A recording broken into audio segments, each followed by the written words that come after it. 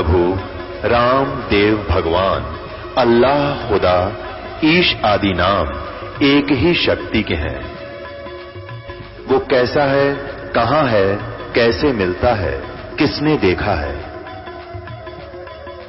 ये प्रश्नवाचक चिन्ह पूर्ण रूप से हटाने के लिए अवश्य सुनिए जगत गुरु तत्वदर्शी संत रामपाल जी महाराज के अमृत वचन, सर्व पवित्र धर्मों के पवित्र शास्त्रों के आधार पर। सत साहिब दर्शकों, जीवन में जब हर तरफ अंधेरा हो, शरीर रोगों से ग्रसित हो और घर पर दुखों का साया छाया हो, तब इंसान किसका सहारा ले?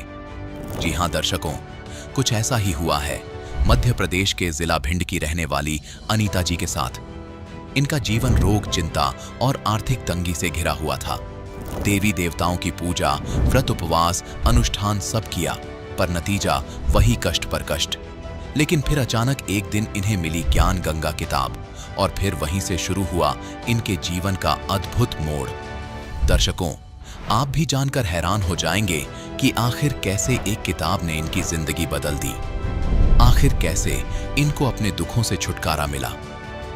आइए सुनते हैं अनीता जी के जीवन में घटी यह अद्भुत कहानी इन्हीं की जुबानी। जी नमस्कार। सर जी नमस्कार। जी क्या नाम है आपका?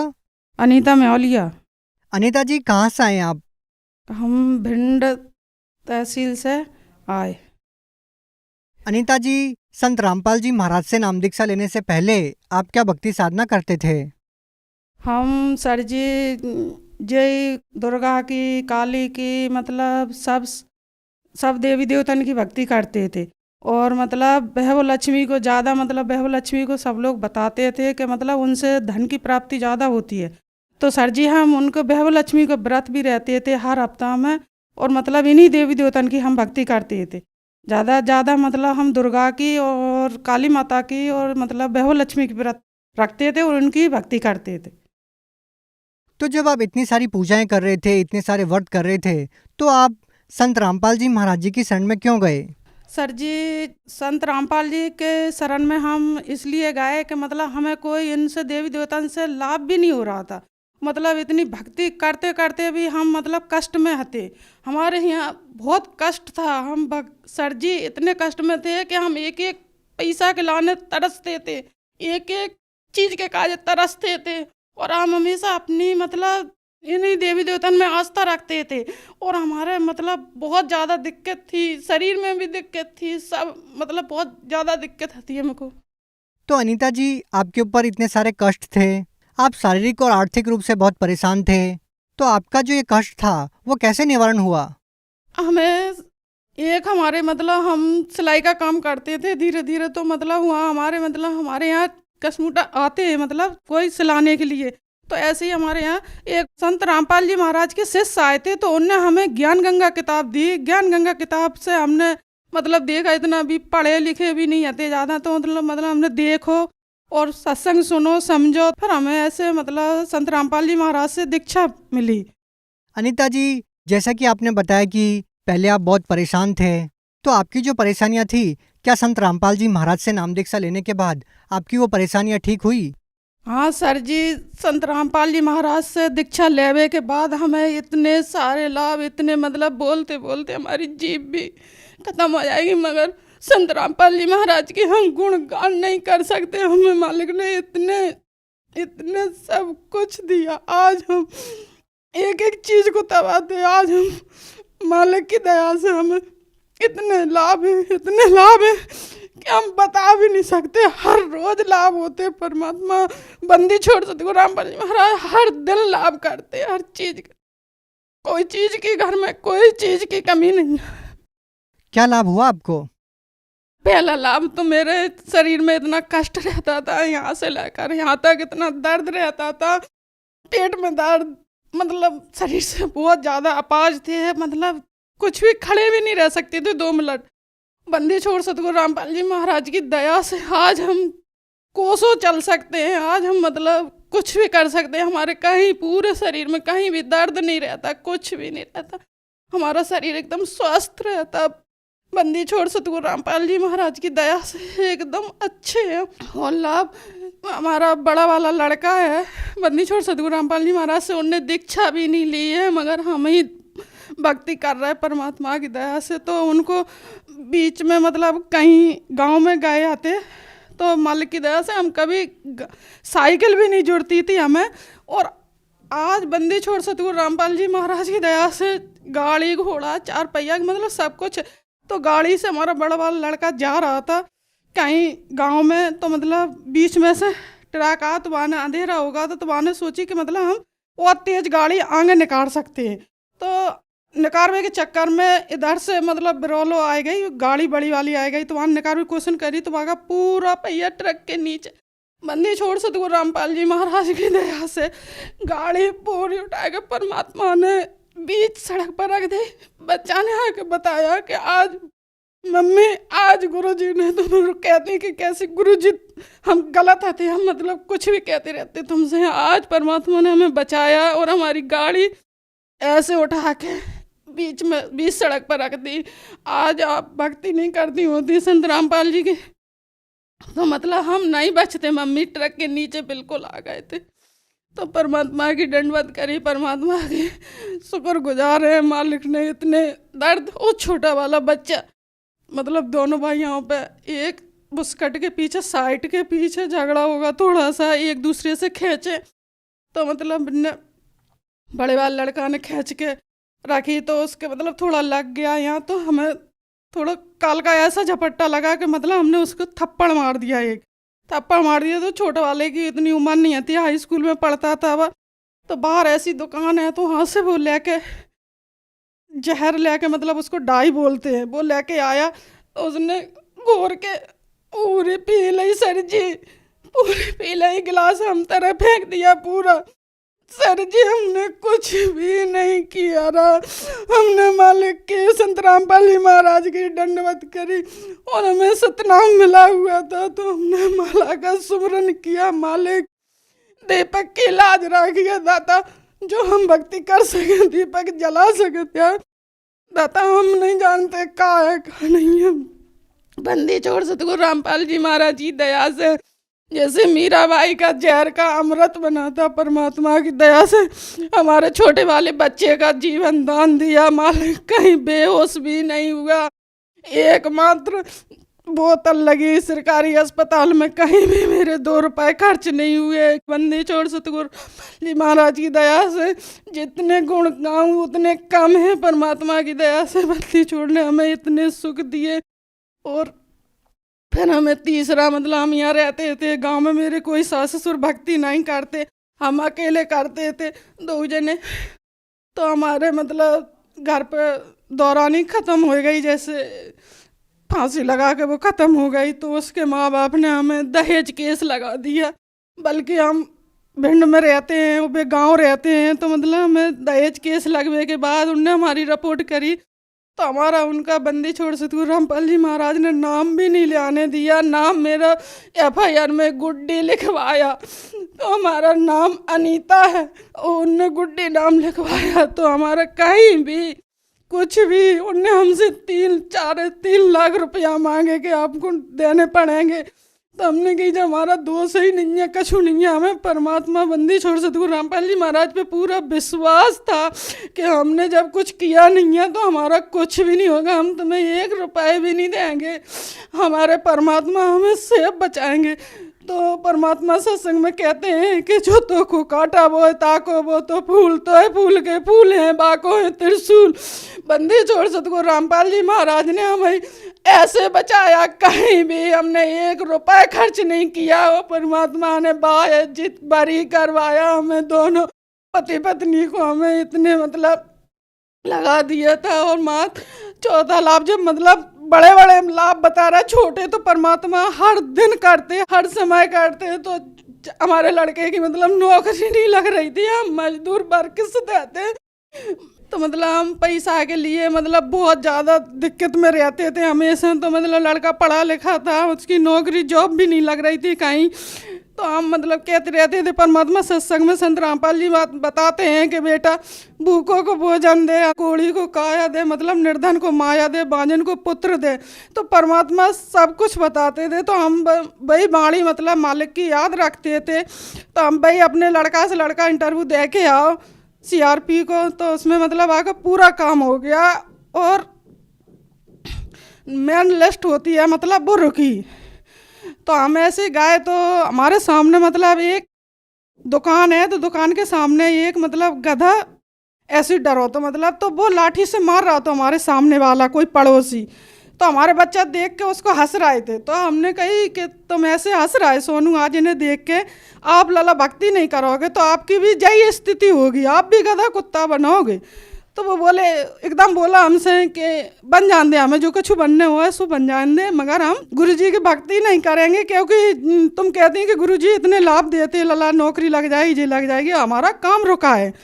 तो हमने परमात्मा से कुछ भी नहीं करा, हमने बस सिर्फ आंखन में आंसू आ रो लिया और मतलब हम लेट गए। ऐसे करके हम लेट गए तो मालिक आए सफेद कपड़ों में, परमात्मा पगड़ी धारण करे, परमात्मा आए, गुरुजी संत रामपाल जी महाराज आए, पगड़ी लगाए तो सफेद कपड़न में आए और हमें ऐसे 2 उंगली को, जैसे संत रामपाल जी महाराज सत्संग में इधर भी उंगली करते, ऐसे भी करते, ऐसे करते, तो ऐसे 2 उंगली को लेके आए। तो उनने मतलब कही बेटी दुखी क्यों होती, तेरे बेटे को हमने कब की नौकरी पक्ष दी, दुखी मत हो बेटी।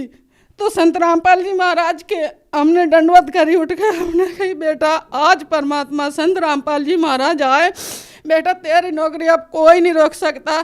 तो मतलब 6 लाख रुपया नौकरी के काज मांग रहे थे कि 6 लाख रुपया दो तो तब नाम लिस्ट में नाम निकलेगा। तो हमने कहा आप बेटा तो 6 लाख का हम एक अठन्नी नहीं देंगे, हमें परमात्मा मतलब दर्शन में कह गए सब कछु संत रामपाल जी महाराज, और तुम्हें नौकरी मिलकर आएगी। तो मतलब हाल भी तीसरे दिन उसका लिस्ट में नाम आ गया पूरी तरह से, मतलब कोलेटर आ गया। और फिर परमात्मा का उसने दंडवत करी कि बंदी छोड़ संत रामपाल जी महाराज, मम्मी सच्चे हैं और सच भक्ति बता रहा है, मतलब हमहू करेंगे, हमारी जॉब लग गई, नौकरी लग गई, हमहू करेंगे अब भक्ति। मम्मी तुम सच्ची बोलती है कि गुरुजी सब कुछ सच सच बताते हैंगे। तो ऐसे मात्र पूरे भारत में 4 जगह थी, मात्र 4 जगह पे बड़े बच्चे का नौकरी में नाम आया। अच्छी आज नौकरी कर रहा, बढ़िया मतलब अच्छी जॉब है। आज परमात्मा ने रंग से राजा बना दिया।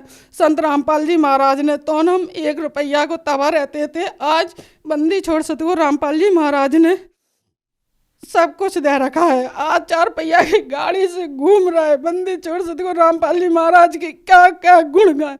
इतनी बड़ी मालिक ने दुकान करा दी कि हम सपने में भी नहीं सोच सकते कि संत रामपाल जी महाराज की दिव्य दृष्टि इतनी जो दासी पे पापन पे रहेगी कि मालिक आज हम कछु नहीं बता सका था। आज मालिक ने हमें बहुत सुख दिया, बहुत कछु दिया कि परमात्मा के हम भूल नहीं सकते कभी भी।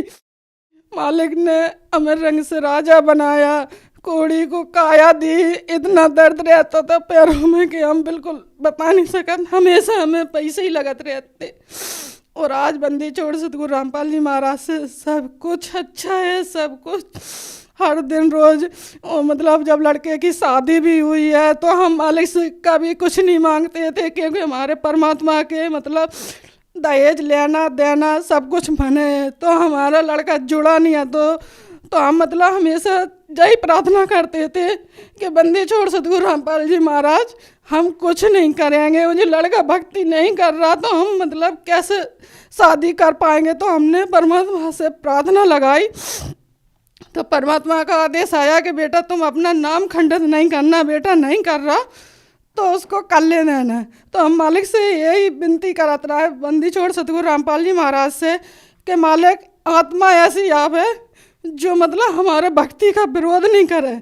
तो आज परमात्मा की दया से बंदी छोड़ सतगुरु रामपाल जी महाराज की दया से जो बहू आई है तो मतलब कभी भी कोई हमारा विरोध नहीं करती, अच्छे से भक्ति वो भी मतलब दंडवत करती परमात्मा की। बंदी छोड़ सतगुरु रामपाल जी महाराज की सब कुछ करते, मतलब सब कुछ अच्छा है। वो आत्मा इतनी अच्छी है, हम गुणगान नहीं कर रहा है, मतलब कभी हमारा विरोध नहीं करती कोई भी चीज़ का विरोध नहीं करती। जो हम कहते हैं, जो हमारे संत रामपाल जी महाराज के जो नियम है, हमारे नियम मर्यादा है, तो हम उससे मना कर देते, बेटा जी नियम नहीं है हमारे गुरु जी के, तो वो नहीं करेगी कि नहीं मम्मी तो गुरु जी के नियम नहीं है तो हम नहीं करेंगे ऐसा काम।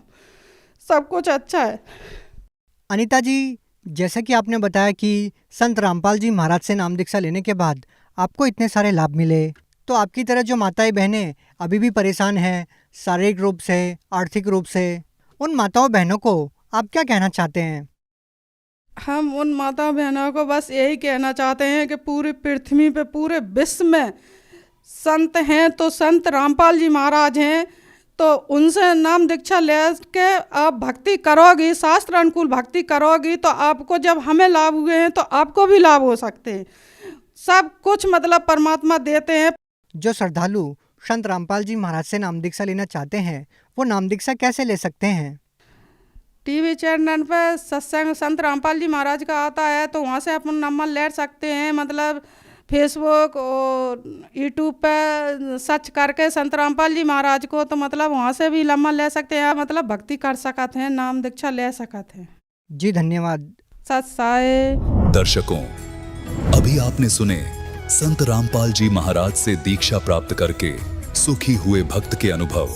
अब देखिए जगत गुरु तत्वदर्शी संत रामपाल जी महाराज के मंगल प्रवचन। तो परमात्मा कबीर जी द्वारा दिया गया ये यथार्थ ज्ञान, ये अध्यात्म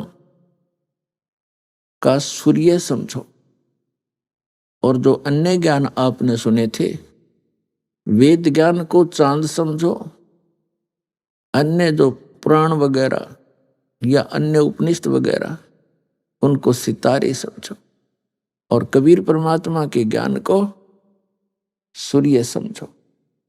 अब कुछ दिनों में ही आप देखेंगे विश्व में पूरा विश्व परमात्मा के इस ज्ञान से परिचित होकर हाथ मला करेगा, दांतों तले उंगली दबाएगा कि सचमुच ये कैसा मजाक हमारे साथ हो रहा था। अभी तक तो आप जी ने इस मनुष्य जीवन की कीमत का ज्ञान नहीं। जब आपको इस मनुष्य जीवन की वैल्यू का पता लगेगा तब और घना पश्चाताप बनेगा, क्योंकि मनुष्य जीवन प्राप्त किस लिए हुआ? 84 लाख प्रकार के शरीरधारी प्राणी हैं, उनमें से मानव शरीर सबसे भिन्न है। इसके अंदर हम इतनी बुद्धि रखते हैं, समय पर खाना खा सकते हैं, प्राकृतिक आपदाओं से बचने के लिए हम झोंपड़ी डाल सकते हैं, शेड डाल सकते हैं, मकान बना सकते हैं। तो इसके साथ साथ हम इस मनुष्य जीवन से परमात्मा की भक्ति भी कर सकते हैं, जो अनिवार्य है। इस मनुष्य जीवन का उद्देश्य ही ये है कि आपने सत भक्ति करके इस बार बार के झमेले को समाप्त करवाना है। यो जन्म मरण का दुख असंख्य जन्मों से आप झेल रहे हो। तो कबीर परमात्मा ये हमारे पिता हैं, ये हमारी माता हैं। इन्होंने अपने वचन से हम सबको प्रकट किया था। अब हमने वहां सतलोक में जहां हम रहा करते थे और वहां से हम यहां आ गए, ये एक लंबी कहानी है, सुनाएंगे आपको। तो वहां हम सतलोक में रहते थे, हमें कोई दुख नहीं था, ना हमारी मृत्यु होती थी और ना वृद्ध अवस्था थी, ना कोई परिवार का सदस्य मरता था। तो वहां परम सुख है। उस परम सुख को हम अपनी नादानी के कारण, अपनी गलती के कारण छोड़ आए और हम यहां इस काल भगवान के साथ आ गए। जब तक हमारे पुण्य हमारे साथ रहे, जो हम सतलोक के अंदर पुण्यों से परिपूर्ण थे, और वहां से हम नीचे आगे तो इस काल भगवान ने हमारे साथ धोखा किया। इसने ऊपर स्वर्ग आदि बना करके अपना रेस्टोरेंट चला रखा है। पुण्यकर्मी प्राणी वहां रखे जाते हैं, उनकी पुनों पर टैक्स लगाया जाता है 10%, कहीं 15%, कहीं 25%, जैसी भी सुविधा आप वहां चाहोगे। और फिर जब उसका धन, वो पुण्य समाप्त हो जाए, भक्ति धन, फिर उसको उस होटल से बाई फोर्स बाहर फेंक दिया जाता है। पहले उसको अलर्ट कर दिया जाता है कि तेरा इतना समय शेष है, उस दिन आप चले जाइए। बुद्धिमान निकल लेते हैं, निकल कर कहाँ जाते हैं? संस्कारवश फिर नरक में भी जाना पड़ता है। संस्कारवश फिर पुनर्जन्म यहाँ 84 लाख योनियों का भी उसको प्राप्त होता है। तो हम पहले इसने स्वर्ग में रखे ऊपर स्वर्ग, और एक इसने ब्रह्मलोक बना रखा है। उस ब्रह्मलोक के अंदर इसने सतलोक की नकली रचना करवा रखी है अपनी माया से, दुर्गा से।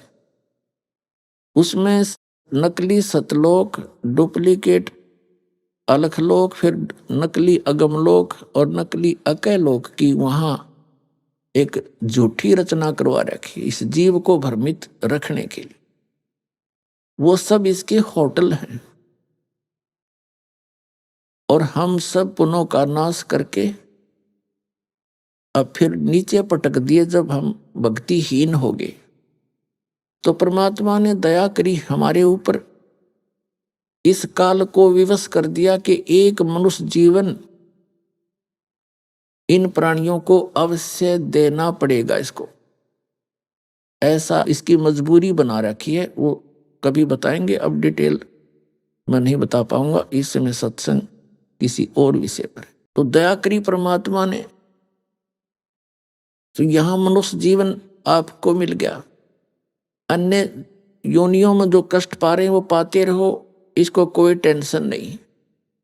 इसको टेंशन जब होती है जब ये मानव शरीर प्राप्त करता है ये प्राणी। इसको क्या टेंशन रहती है कि इस मानव शरीर में इसको इतनी बुद्धि है कि ये अच्छे और बुरे का ये निर्णय कर सकता है। और इसी मनुष्य जीवन के अंदर कहीं ऊपर के लोक से, सतलोक से आकर के कोई परमात्मा का भेजा हुआ संत हंस और यहां आकर सच्चाई ना बता दे, इसलिए इस डर से ये अपने डुप्लीकेट संत भेज गए और पूरे मानव समाज को यथार्थ ज्ञान से वंचित करा देता है। और वो साधना करवाता है जिससे इनको कोई परमात्मा से मिलने वाली राहत प्राप्त ना हो। इसका उद्देश्य क्या है?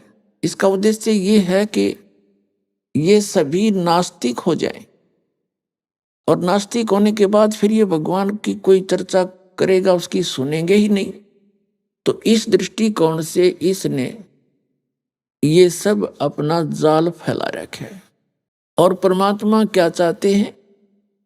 क्योंकि हम उसके बच्चे हैं, कबीर जी के, परम पूज्य कबीर परमेश्वर जी जो काशी के अंदर 120 वर्ष रहे थे, एक जुल्हाए धानक की भूमिका की थी। वो परमात्मा हैं, परम अक्षर ब्रह्म हैं, सारी सृष्टि के रचनहार।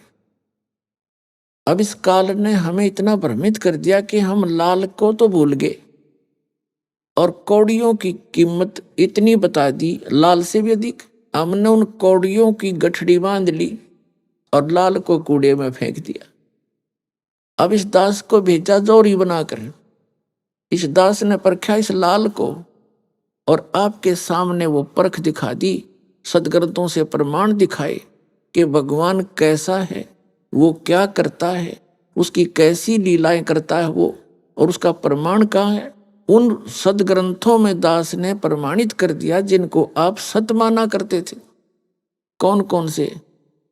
पवित्र चारों वेद, पवित्र श्रीमद् भगवत गीता, इनके अंदर स्पष्ट लिखा है कि जिसको आप जी परमात्मा मान रहे थे, श्री कृष्ण अर्थात श्री विष्णु जी को, और ये भी मान रहे थे कि श्री कृष्ण जी ने गीता का ज्ञान दिया। तो ये भी निर्णय कर दिया इस दास ने परमात्मा कबीर जी की रजा से कि श्री कृष्ण जी के शरीर में प्रवेश करके इस काल भगवान ने गीता का ज्ञान बोला। श्री कृष्ण जी को पता ही नहीं मैंने गीता के ज्ञान में क्या कहा था। ये बहुत बार प्रमाणित कर दिया और आगे आने वाले समय में भी करेंगे। तो जो ये प्रमाणित सदग्रंथ है हमारे, उसमें गीता ज्ञानदाता कहता है कि यदि तूने मेरी भक्ति करनी है तो ओम नाम है। श्रीमद् भगवत गीता अध्याय नंबर 8 के श्लोक नंबर 13 में गीता ज्ञानदाता ये ब्रह्म है, ये काल है। जो गीता अध्याय नंबर 11 के श्लोक नंबर 32 में कहता कि अर्जुन मैं बढ़ा हुआ काल हूं और अपरिवर्त हुआ हूं, तू ना युद्ध करेगा तो भी मैं इनको मार डालूंगा। तो इससे सिद्ध है कि श्री कृष्ण नहीं थे वह। श्री कृष्ण तो वहां खड़े थे, ये कहते नहीं कि मैं अब आया हूं, अब परिवर्त हुआ हूं। श्री कृष्ण जी ने पहले कभी अपने आप को काल नहीं कहा और इस गीता के ज्ञान और महाभारत का नाश होने के बाद कभी उसने अपने आप को काल नहीं कहा। जब तक महाभारत पूरा नहीं हो लिया, ये युद्ध में नाश नहीं हो लिया, इतने ये ब्रह्म श्री कृष्ण जी में प्रवेश रहा और इसका काम पूरा हो लिया, फिर निकल गए। फिर श्री कृष्ण जी को पता ही नहीं मैंने क्या बोला था गीता जी में।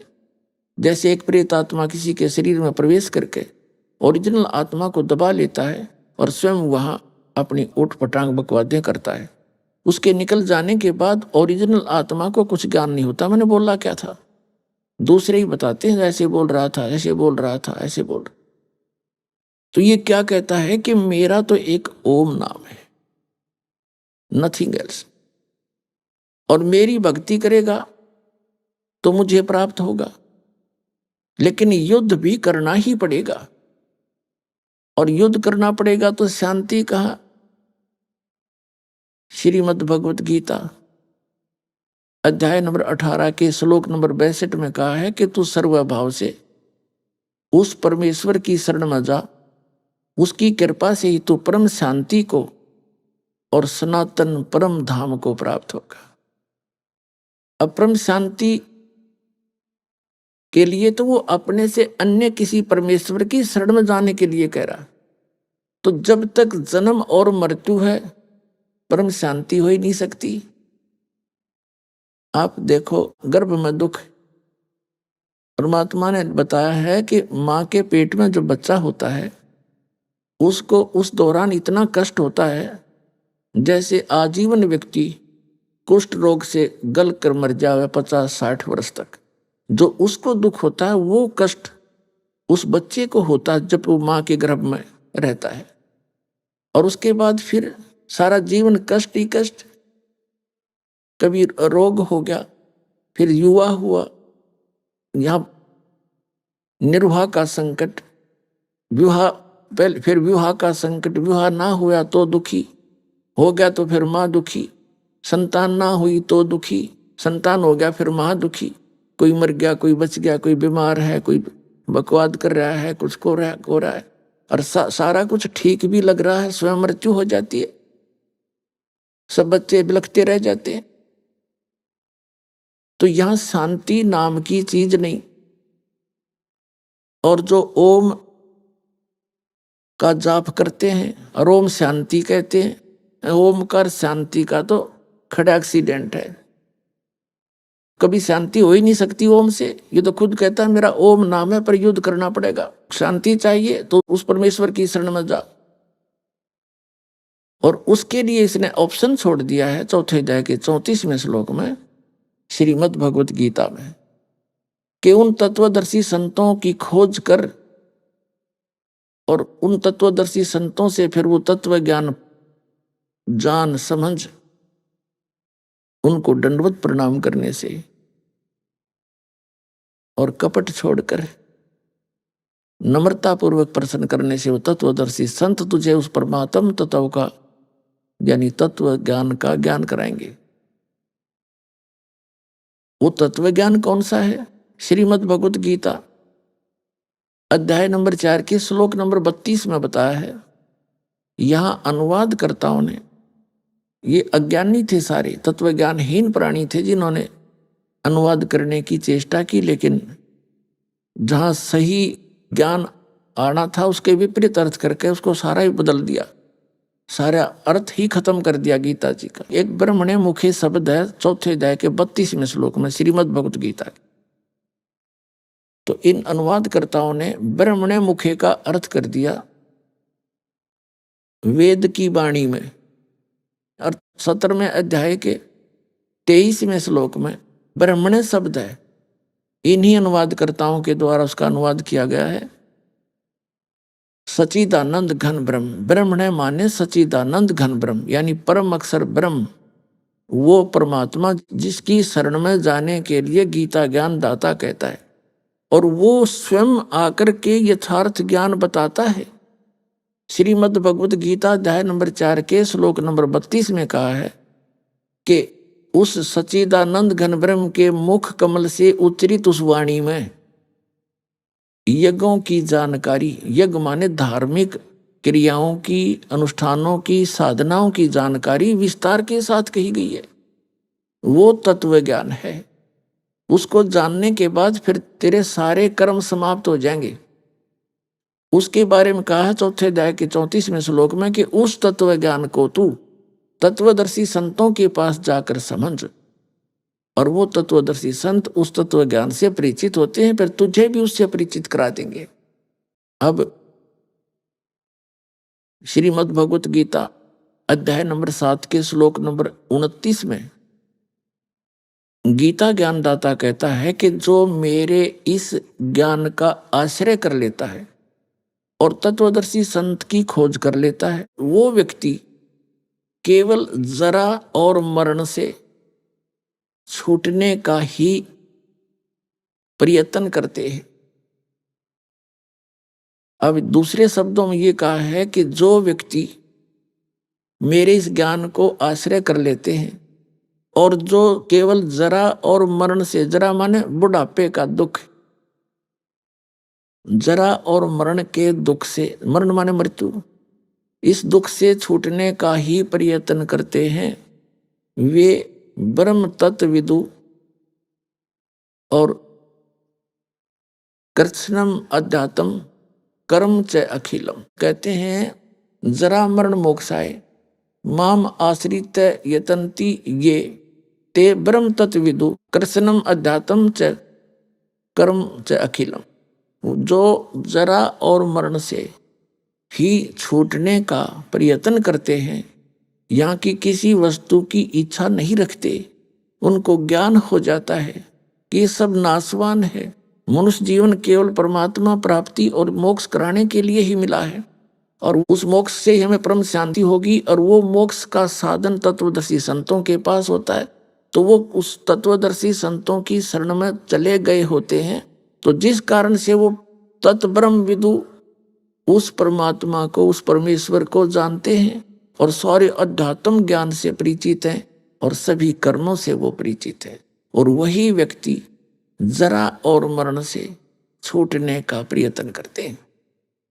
गीता अध्याय नंबर 8 के श्लोक नंबर 1 में अर्जुन ने प्रश्न किया कि हे भगवान, आपने जो 7वें अध्याय के 29वें श्लोक में, 29 श्लोक में जिस तत्ब्रह्म के बारे में कहा है कि उसको जानने के बाद व्यक्ति केवल यहां से जरा और मरण के संकट से ही छूटने का प्रयत्न करते हैं या किसी वस्तु में इच्छा नहीं रखते, तो किम तत्ब्रह्म। गीता ज्ञानदाता 8वें अध्याय के ही गीता जी के श्लोक नंबर 3 में कहता वो परम अक्षर ब्रह्म है।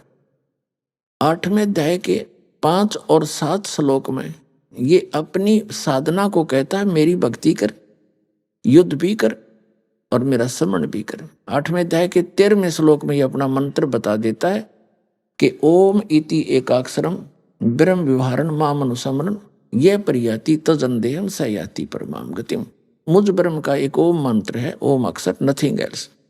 उच्चारण करके सिमरण करता हुआ यह परियाति तजंदेहम, जो शरीर छोड़कर जाता है, सयाति परमाम गतिम, वह ओम से मिलने वाली जो परम गति है उसको प्राप्त हो जाता है। ओम से मिलने वाली कौन सी परम गति है? ब्रह्मलोक प्राप्ति है, क्योंकि ब्रह्म की साधना है ओम नाम का जाप।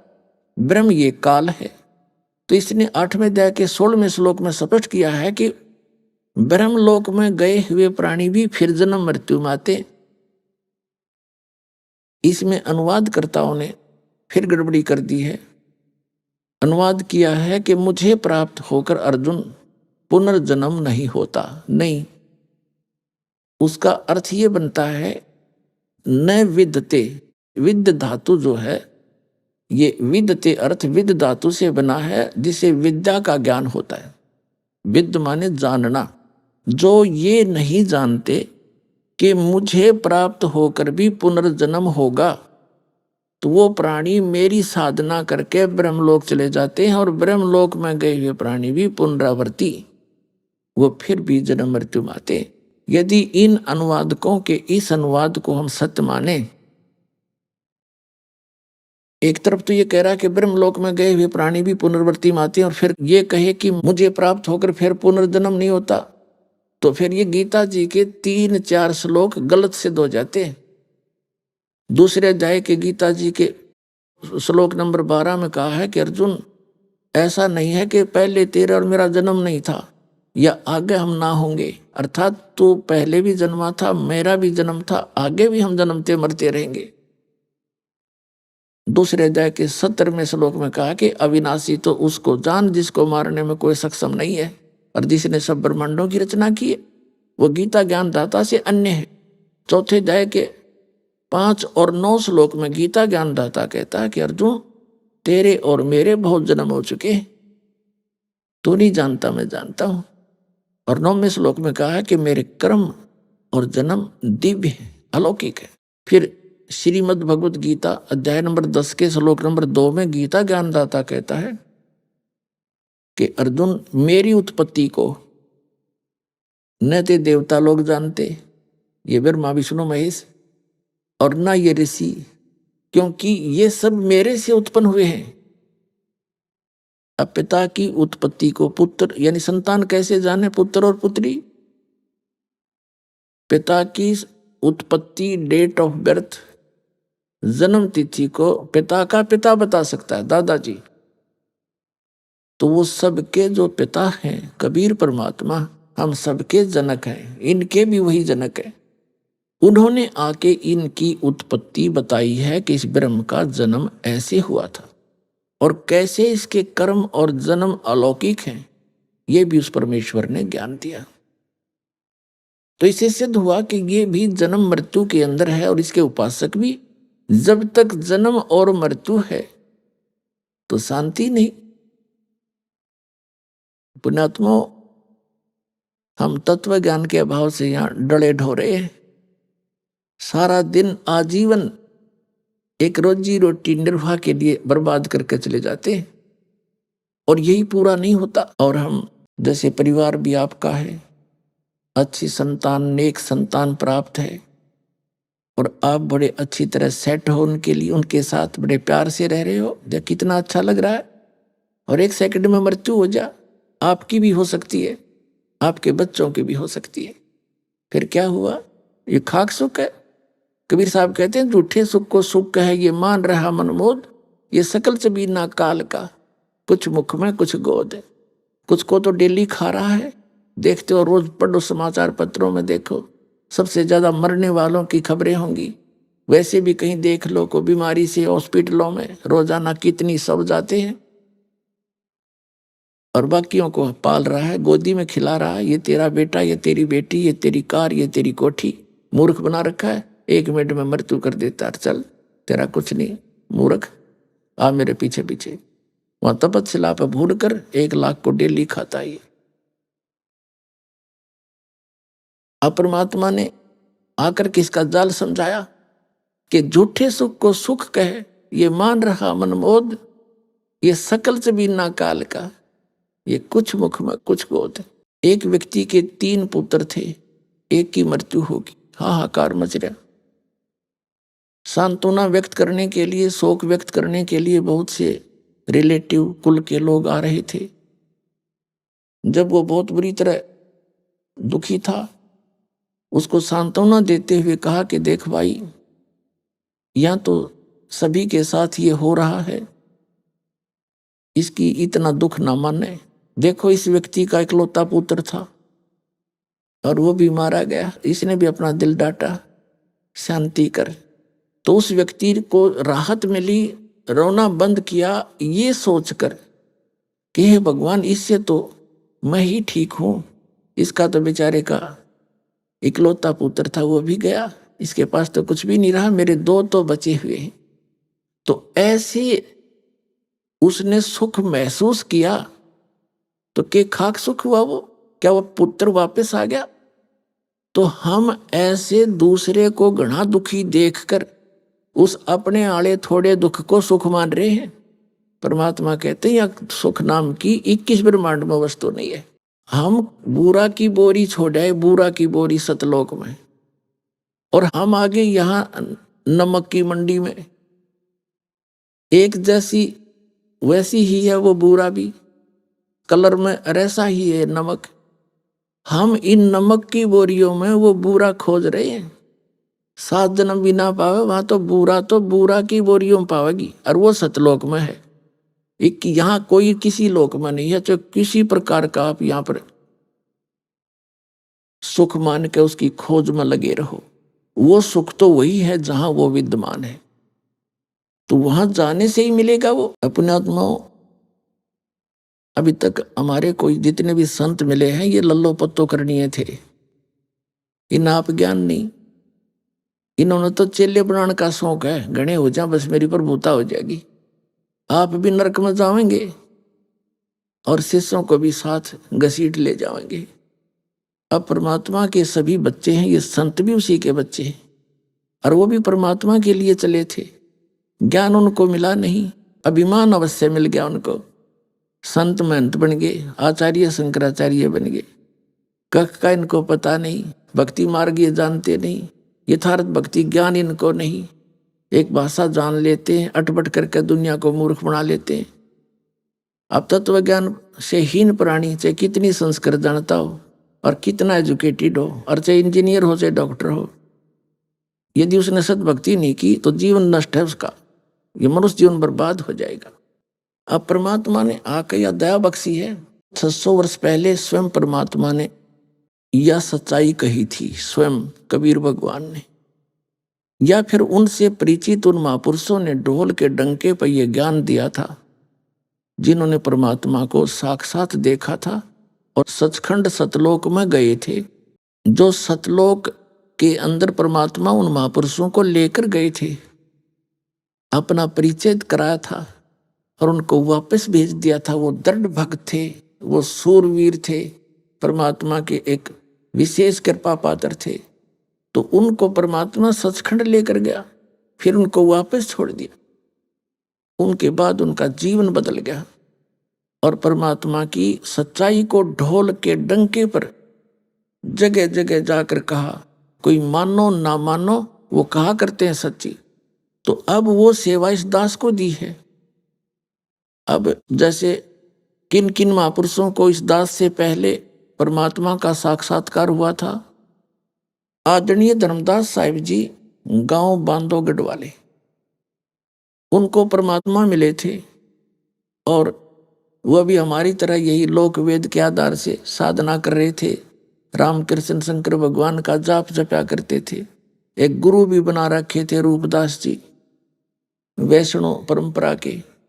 और सभी जो क्रियाएं पवित्र हिंदू धर्म के अंदर इन आचार्य और शंकराचार्यों ने दृढ़ कर रखा है।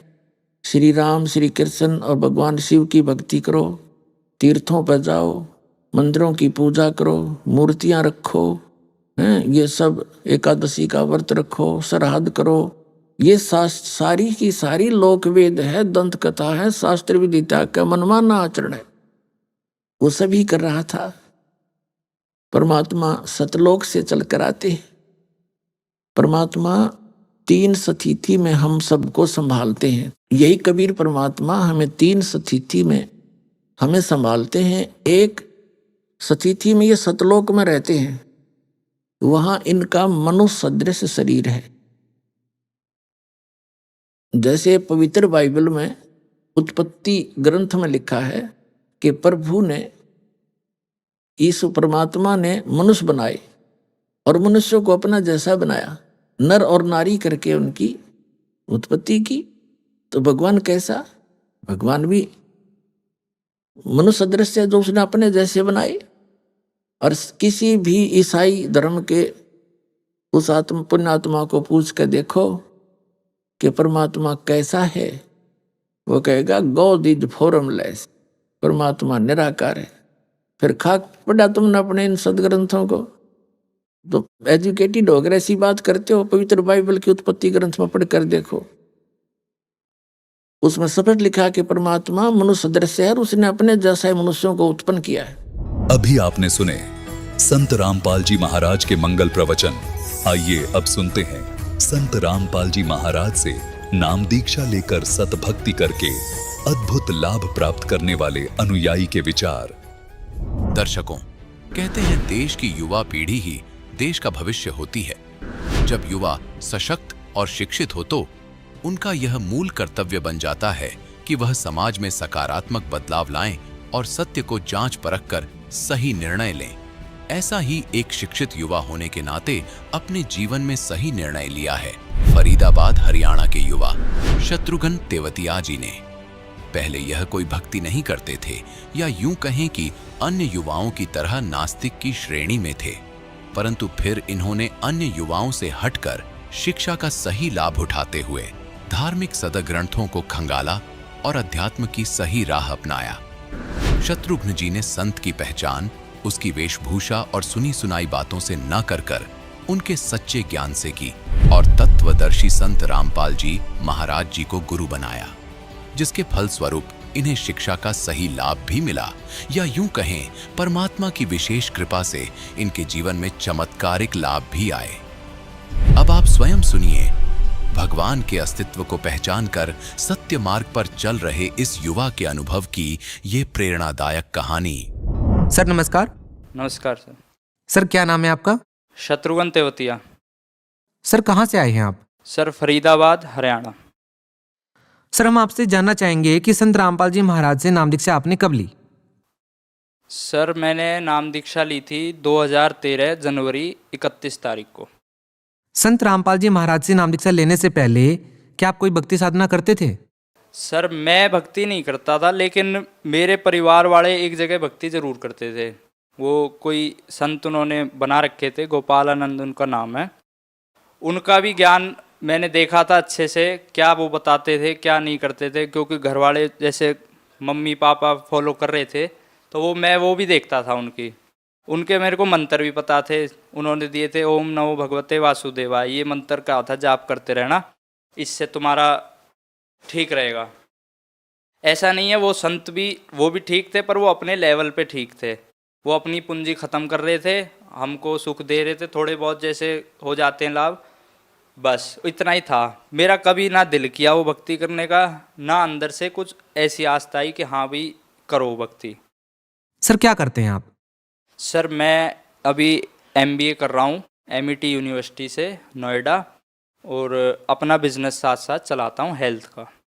सर आप एक शिक्षित व्यक्ति हैं, एजुकेटेड हैं। सर हम आपसे पूछना चाहेंगे कि जिस तरह से एक माहौल बना हुआ है धर्मगुरुओं के बारे में, एक ऐसे समय में आपने संत रामपाल जी महाराज को अपना गुरु बनाया है। संत रामपाल जी महाराज के बारे में आप क्या सोच रखते हैं? सबसे पहले आप हमें ये बताइए। क्योंकि हम पढ़े लिखे हैं, आज हम लोग पढ़ सकते हैं, अपनी गीता जी को उठा के देख सकते हैं भाई वो कह क्या रही हैं। मुस्लिम अपनी कुरान को उठा के देख सकते हैं कि भाई वो क्या चाहते हैं, वो कह क्या रही हैं। ऐसे ही हम जब ये चीज़ें अपनी देखेंगे तो हमें पता चलेगा भी असली संत है कौन। संत का मतलब ये नहीं है आपने कोई भी बाल बढ़ा लिए या फिर अपना कलर येलो ऑरेंज का पहन लिया, ये संत की पहचान नहीं है। संत की पहचान ज्ञान से होती है।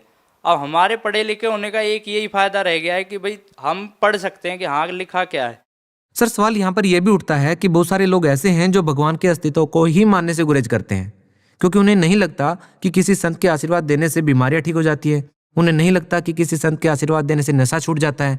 संत रामपाल जी महाराज के आप अनुयायी हैं। संत रामपाल जी महाराज जी के अनुयायी ये भी दावा करते हैं कि संत रामपाल जी महाराज आशीर्वाद देने से भयंकर से भयंकर रोग ठीक कर देते हैं। सर इस बारे में आप क्या कहना चाहेंगे? सर इसका एक बहुत छोटा सा और अच्छा जवाब है कि हमको लाभ लेने का तरीका नहीं पता। हमारे को जो जिस तरीके से, अब जैसे जो भी काम करते हो आप, अब इंजीनियरिंग लगा लो, कॉमर्स लगा लो, कुछ भी है, उसका एक सिस्टम होता है। उस सिस्टम से चलोगे तो आपको वो चीज़ मिल जाएगी। अब जैसे भगवान से लाभ लेने के जो तरीके बताए हैं, हम वो फॉलो ही नहीं कर रहे। हम अपनी मनमानी पूजा करने लग जाते हैं और फिर सोचते हैं यार भगवान से लाभ नहीं हो रहा, लाभ नहीं हो रहा तो इसका मतलब भगवान नहीं होता उनके लिए, तो भाई छोड़ो, भगवान कुछ नहीं है, अपना रोजी रोटी कमाओ, खाओ पियो, घूमो, ऐश करो, बस। इन्होंने इतना ही लगा लिया है, जबकि इससे बिल्कुल डिफरेंट है सिचुएशन। हमें पहले तो संत को परखना होगा, भाई ये कोई बता भी रहा है ज्ञान, तो क्या ज्ञान बता रहा है, उसका ज्ञान चेक करो। अब मैं जैसे संत रामपाल जी के लिए बताऊंगा, वो हर धर्म गुरु और जितने धर्म हैं इनके बारे में खुले में नेशनल टीवी पे आके सबूत के साथ बताते हैं कि भाई देखो इनका ज्ञान गलत है। किसी और संत ने तो कोशिश ही नहीं करी। आज की डेट में आप देख लो, मीडिया में देख लोगे, न्यूज़ में कोई टिप्पणी भी नहीं करना चाहता किसी संत के ऊपर। उन्हें पता है कि तुम उल्टे मार खाओगे अगर तुम बोल दो, क्योंकि तुम्हारे पास भी झूठ है और अगला भी ऐसी बैठा है। इसीलिए हमको पहले वो लाभ लेने का तरीका ढूंढना है कि आखिर वो तरीका क्या है। अब वो वेदों में और गीता जी में क्लियरली बता रखा है, ये मंत्र हैं, ये संत से जाप लो, और ये संत की पहचान भी बता रखी है। तो हमको वहीं जाना चाहिए, वो ही करना चाहिए। वो करेंगे तो आज लाखों लोगों को लाभ हो रहा है। किसी के सिर्फ एक आशीर्वाद देते हैं परमात्मा गुरु जी, तो संत रामपाल जी के उस आशीर्वाद से ही कैंसर ठीक हो जाते हैं। ऐसे कितनों से मैं भी मिलवा सकता हूँ, मेरे साथ भी ऐसे कई लाभ हुए हैं। सर आपसे जानना चाहेंगे कि संत रामपाल जी महाराज से नाम दीक्षा लेने के बाद आपको क्या क्या लाभ मिले हैं? सर मेरे को सबसे पहले तो ये लाभ हुआ है कि अपने अंदर की शांति मिली है ये भक्ति करने से। मेरे को फिर दूसरे लाभ ये हुए, मेरे पढ़ाई में बहुत लाभ हुए। मैं क्योंकि एक ऐसी फैमिली से हूँ, ऐसे परिवार से हूँ, किसान टाइप से हूँ, मेरे को पढ़ाई लिखाई में कभी से इंटरेस्ट नहीं था पढ़ने में। ना मैं पढ़ता था इतना, ठीक है थोड़ा बहुत हो गया, 50-60% आगे बहुत था अपना। परमात्मा की दया से मेरा वो इंटरेस्ट उसमें बना। मैं आज की डेट में जहाँ मेरे 50% भी मुश्किल से आते थे, मैं 70 से 75% ईजीली ले आता हूँ। कोई भी टेंशन नहीं होती और समझ आने लग गई हैं चीज़ें। दूसरी, जब मैं एक बार अपने कॉलेज से अमृतसर जा रहा था, वहाँ पे बाइक से जा रहे थे, मेरे पे बुलेट बाइक थी, 2 बंदे हम थे और 2 दूसरी बाइक पे थे। हम अमृतसर घूमने गए थे, तो जब वहाँ से लौट रहे थे, हाईवे के ऊपर करीब 100 की स्पीड थी मेरी बाइक की। इस बात का गवाह मेरे दोस्त भी है, मैं उसका भी बता सकता हूँ। हम दोनों जब 100 की स्पीड पे चल रहे थे सामने से, तो डिवाइडर पे से एक औरत उतर के और बाइक के बिल्कुल सामने आ गई। अब वो इतनी दूरी पे थी जितनी मुश्किल से मुश्किल 5 फुट, इतनी दूरी पे ना तो उसका पता चलता वो कहाँ गई और ना हमारा पता चलता हम कहाँ गए। लेकिन परमात्मा की, संत रामपाल जी महाराज की इतनी दया हुई, उस लेडी में ऐसा धक्का मारा उन्होंने कि वो 3 फुट इस तरफ हो गई और मेरी बाइक उसके बिल्कुल छू के गई। यहाँ तक कि उस लेडी के बाल मेरे पीछे जो बैठा था लड़का, उसके मुंह पे भी लगे। उसके बाद वो भी मेरे से कहने लगा कि भाई आज तेरे गुरु ना होते ना तो हमारी दोनों की जान गई थी। और फिर मेरे परिवार में भी लाभ हुए हैं। जैसे मेरे मम्मी को हुआ एक, वो अपने घर पे अपने बरामदे में बैठी हुई थी, आगे से सामने वाले घर के आगे गाड़ी खड़ी हुई थी, सामने हमारे अड़ोसी पड़ोसी हैं जो उनका लड़का बैठा था, वो गाड़ी में गाने वाने सुन रहा था और उसने अपना वो और बिठा लिया जो सर्वेंट उनके घर पे काम करता है साइड में, उसने वो ड्राइवर सीट पे उसको बिठा लिया, खुद कंडक्टर पे बैठ गया। ठीक है, अब गाने सुनते सुनते उसने क्या किया, गाड़ी स्टार्ट थी ताकि बैटरी ना ख़त्म हो, गाड़ी स्टार्ट कर ली उसने। उस जो सर्वेंट ने बैठा था उसको ना तो समझ आता गाड़ी कैसे चलाते हैं, ना उसको कुछ पता, उसका पैर रेस पे लगा और गाड़ी गियर में थी। गाड़ी पूरी ये लगा लो 180 डिग्री घूम के हमारे घर में घुसी। हमारा लोहे का गेट है इतना बड़ा, वो तोड़ दिया, वो अलग जाके गिरा और सीधी मम्मी के ही ऊपर आ रही थी। इस बात को सीसीटीवी में भी रिकॉर्डेड है हमारे वहाँ और कई लोग गवाह भी हैं। और मम्मी को ऐसा किसी ने ऐसा लगा जैसे किसी ने उठा के साइड में फेंक दिया है। वो पार्क में जाके गिरी और वो गाड़ी हमारे ड्राइंग रूम की दीवार तक को तोड़ चुकी थी, अंदर तक। ये तो एक परमात्मा ने बहुत बड़ा लाभ दिया वहाँ पे हमें। फिर मेरे पापा बाहर रहते हैं, बाहर जॉब करते हैं वो वहीं पे नाइजीरिया में। उनको वो जिस अपार्टमेंट में रहते थे वो 3 स्टोरी अपार्टमेंट था। उसमें ऊपर वाला जो स्टोरी थी वो खाली पड़ी थी, उसमें कोई नहीं रहता था।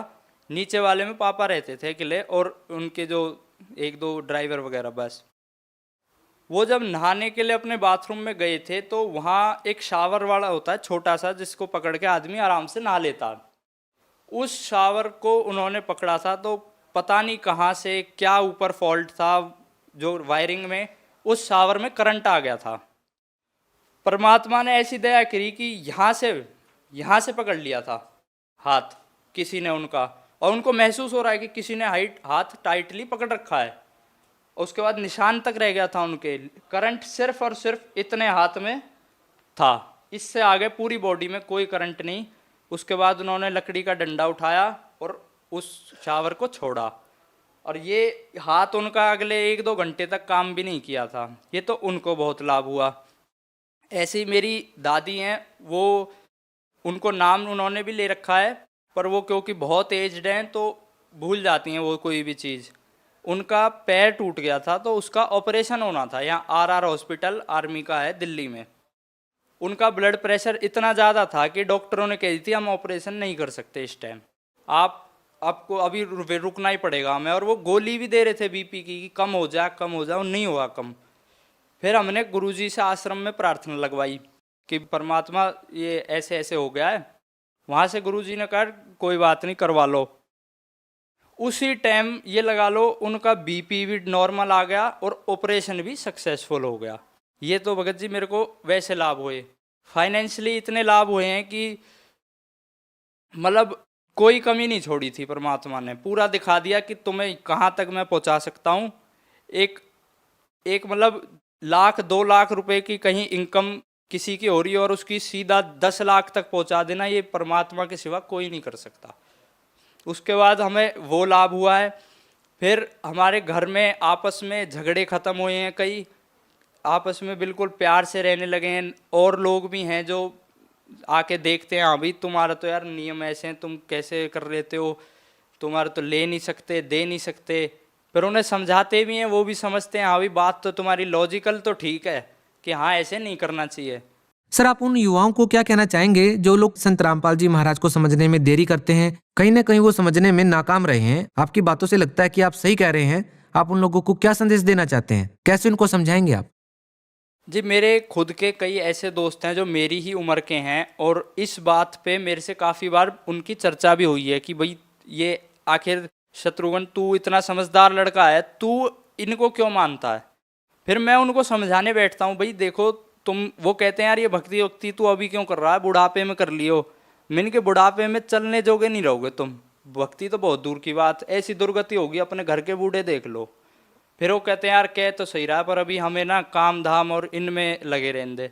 मैं उनको खूब समझाता हूँ, मैंने कि यार तुम एक बार ज्ञान समझो, सत्संग देखो, 10 दिन 15 दिन सत्संग एक बार देख के देखो, ना अच्छा लगे मत देखना भाई, कम से कम कोशिश तो दो, ट्राई तो दो। क्या पता तुम्हारी जिंदगी आगे है नहीं है, घर से बाहर निकलो एक्सीडेंट हो जाए, कोई बीमारी ऐसी लग जाए तुम खड़े भी ना हो पाओ पैर पे, क्या तब जाओगे उनके पास? वो गारंटी ले रहे हैं कि वो सुख भी देंगे, मोक्ष भी कराएंगे और सारी बीमारियों से बचाएंगे। इससे ज़्यादा और क्या चाहिए किसी को? धन्यवाद सर आपका।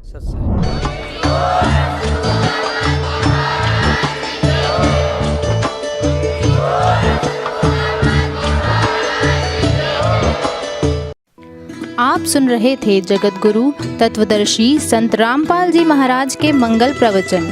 अधिक जानकारी के लिए संपर्क करें।